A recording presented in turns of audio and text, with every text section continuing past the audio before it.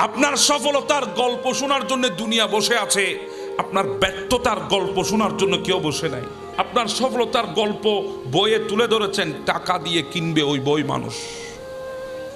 আপনি অনুষ্ঠানে আপনার সফলতার গল্প বলবেন, মানুষ দৌড়ে দৌড়ে আসবে, টাকা খরচ করে আসবে আপনার সফলতার গল্প শোনার জন্যে।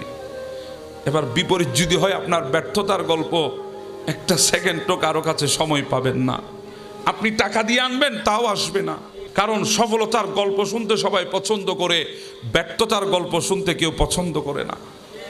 তো শোনাবেন কাউকে, বেশির থেকে বেশি যদি বন্ধু বান্ধবকে শোনান আপনার ব্যর্থতা সম্পর্কে, আপনার ওই ব্যর্থতার গল্প শুনে, কষ্টের গল্প শুনে আপনার সুযোগ নিয়ে আপনার ক্ষতি করেছে, হয়তোবা সামনে করবে। এখন বলেন কাকে শোনাবেন?